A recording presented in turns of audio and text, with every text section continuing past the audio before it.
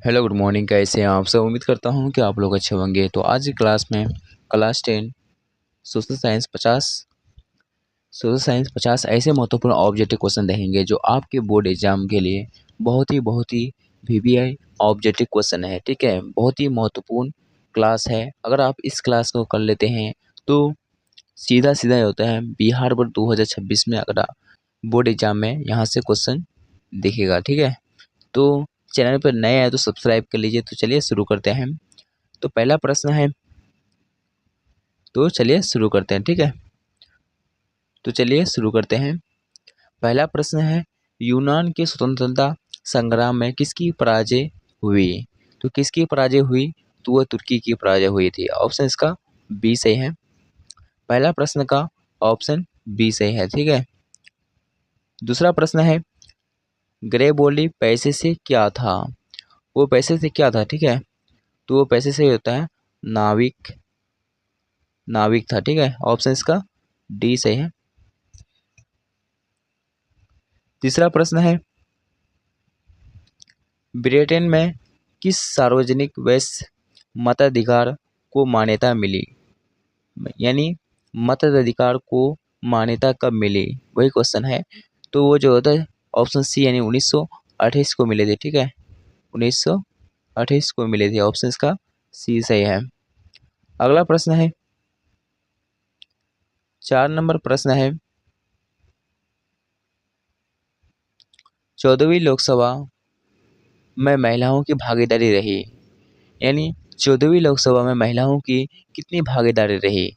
तो वह है 6 पॉइंट जो होता है 51% जो होता है, यानी 51% भागीदारी रही। ठीक है, 5 नंबर प्रश्न है, 15वीं लोकसभा में महिलाओं को भागीदारी रही। तो भागीदारी जो होता है 15वीं लोकसभा में 10.86। ठीक है, 8.6 होता है भागीदारी मिली है। ठीक है, अगला प्रश्न है, कांट कॉबर को विक्टर एमोनियल ने किस पद पर नियुक्त किया। तो वह प्रधानमंत्री पर किया था। ऑप्शन इसका सी सही है। ठीक है, ऑप्शन इसका सी सही है। अगला प्रश्न है, यानी 7 नंबर प्रश्न है, प्रथम इंटरनेशनल जो होता है की बैठक कहाँ हुई थी। तो प्रथम जो होता है इंटरनेशनल की बैठक जो होता है लंदन में हुई थी। ठीक है, लंदन में हुई थी। ठीक है, ऑप्शन इसका डी सही है। ठीक है, अगला प्रश्न है 1917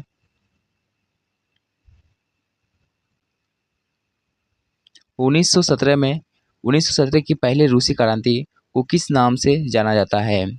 तो वह है 1917 की पहली क्रांति को होता है पहली रूसी क्रांति को किस नाम से जाना जाता है। तो वह फरवरी की क्रांति के नाम से जाना जाता है। ठीक है, फरवरी क्रांति के नाम से जाना जाता है। ठीक है, ऑप्शन इसका ए सही है। अगला प्रश्न है 9 नंबर प्रश्न है, फ्रेंच इंडो चाइना की स्थापना कब किस वर्ष हुई। तो फ्रेंच इंडो चाइना की स्थापना जो होता है 1887 में हुई थी। ठीक है, ऑप्शन इसका डी सही है।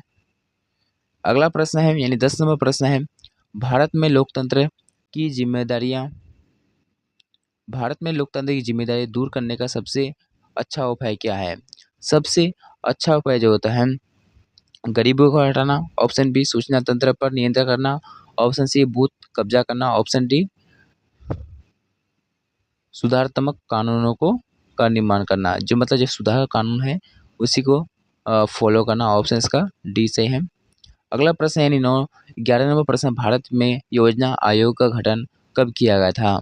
तो योजना आयोग का गठन जो होता है 15 मार्च 1950। ठीक है, 1950 में किया गया था। ठीक है, अगला प्रश्न है 12 नंबर प्रश्न, भारत की आर्थिक व्यवस्था है।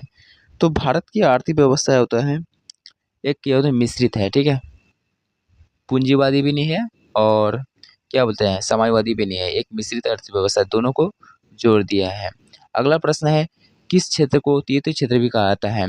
किस क्षेत्र को द्वितीय क्षेत्र कहा जाता है। वो है सेवा क्षेत्र को द्वितीय क्षेत्र कहा जाता है, और कृषि क्षेत्र को प्राथमिक क्षेत्र कहा जाता है। प्राथमिक प्राथमिक क्षेत्र कहा जाता है। औद्योगिक क्षेत्र को भी औद्योगिक क्षेत्र को होता है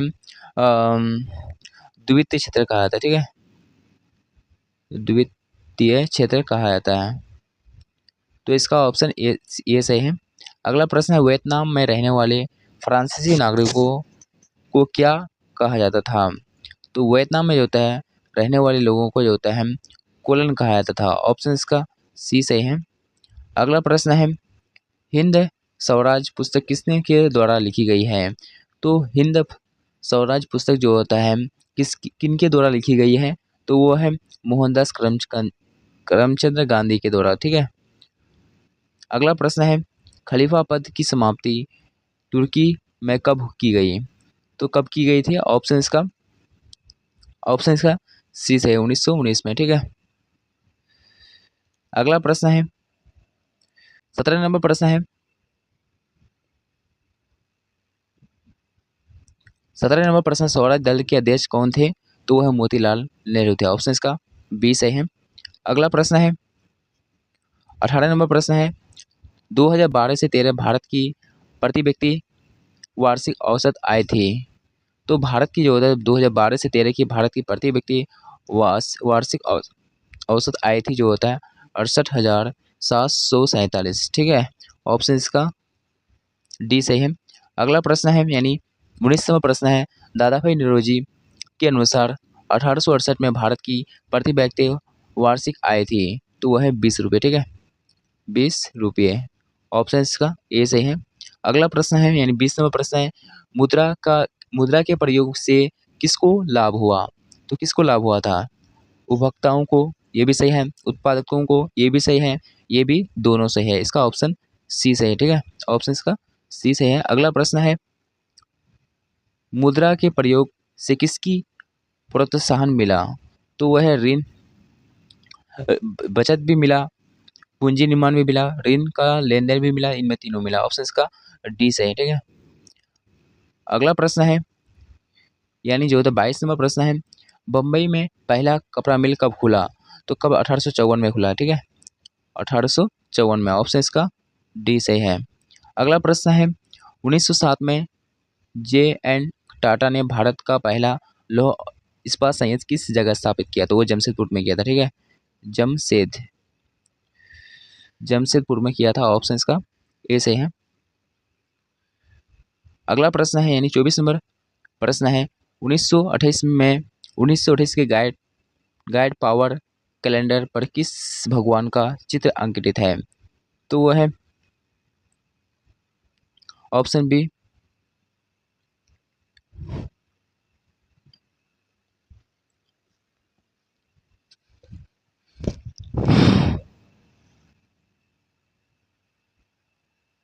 तो ऑप्शन बी जो होता है विद्या देवी सरस्वती, ठीक है, ऑप्शन बी इसका आंसर है।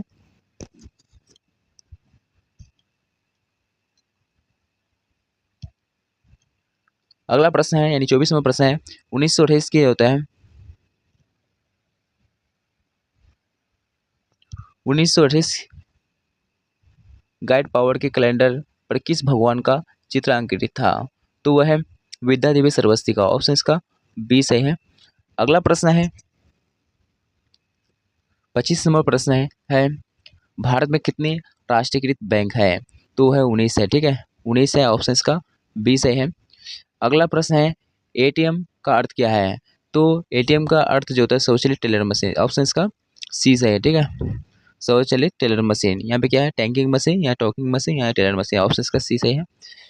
अगला प्रश्न है 27 नंबर प्रश्न, भारत को किस उद्योग के क्षेत्र में अधिक सफलता मिली? तो वह है कंप्यूटर का हार्डवेयर, कंप्यूटर सॉफ्टवेयर। ऑप्शन इसका होता है बी सही है, ठीक है, कंप्यूटर सॉफ्टवेयर में जो होता है ज़्यादा सफलता मिली। अगला प्रश्न है सिख गुरु गोविंद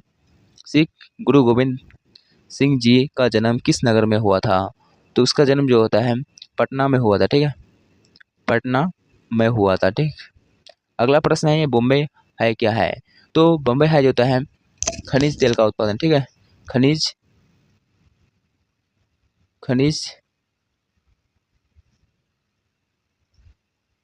उत्पादन, ठीक। अगला प्रश्न है यानी 30 नंबर प्रश्न है, हौसे मेला का आयोजन कहाँ किया गया, कहाँ हौसे मेला का आयोजन जो होता है कहाँ किया जाता था?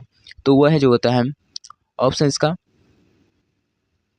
इसका बी यानी मॉरिशस में, यानी मोरी जो होते हैं इसका ऑप्शन सी यानी जो होता है त्रिनाद में। ठीक है, ऑप्शन इसका सी सही है, ऑप्शन इसका सी सही है। अगला प्रश्न है यानी 31वां प्रश्न, ईस्ट इंडिया कंपनी अफीम किस देश में भेजी थी? तो वह है चीन में।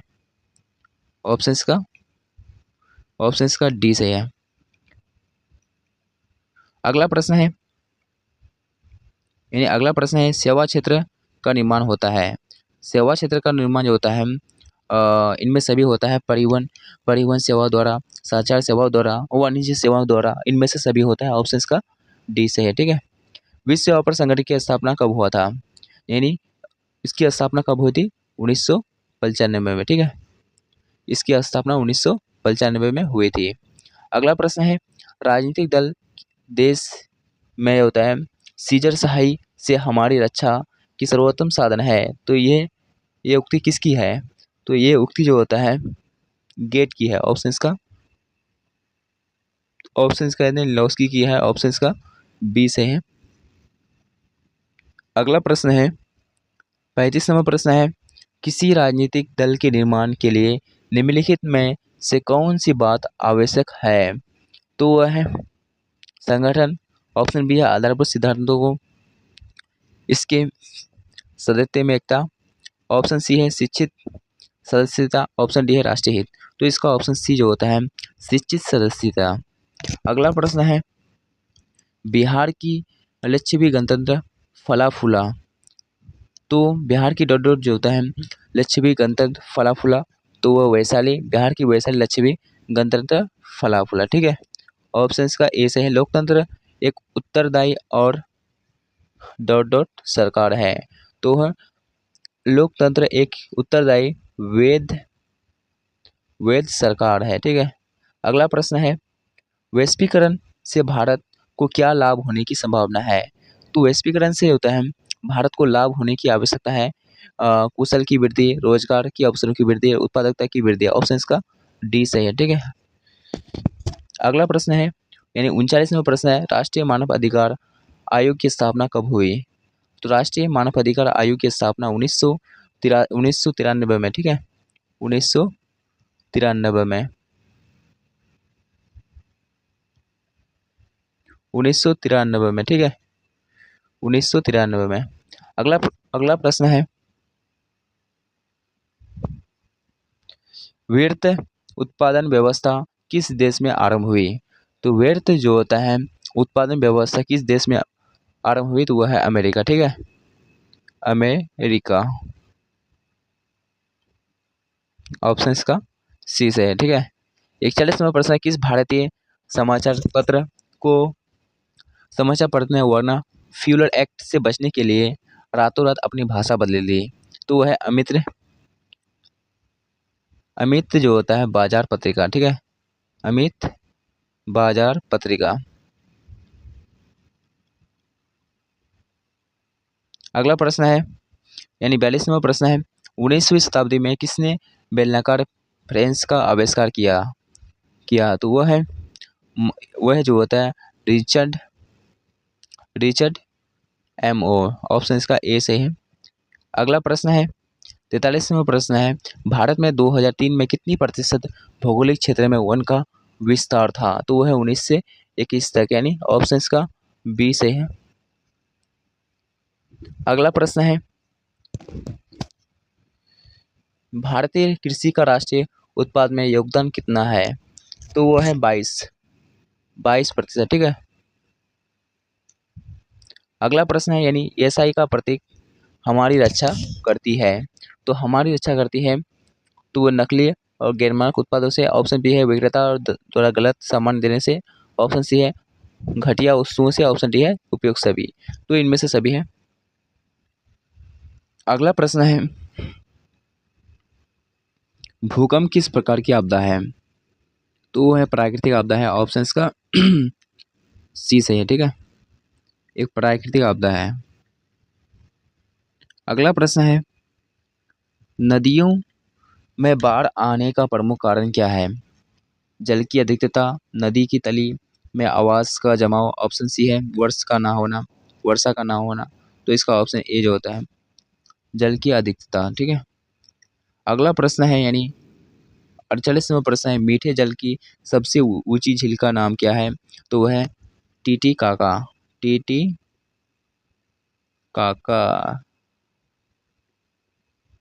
ठीक है, अगला प्रश्न है यानी 50 नंबर प्रश्न है, बांधवगढ़ राष्ट्रीय उद्यान किस राज्य में है? तो वह मध्य प्रदेश में है। मध्य प्रदेश में। अगला प्रश्न है यानी इस सेशन का लास्ट प्रश्न है, नामांकित में कौन लोहयुक्त खनिज है? नामांकित में कौन लोहयुक्त खनिज है? तो वो है मैग्नीज। ठीक है, मैग्नीज। ठीक है,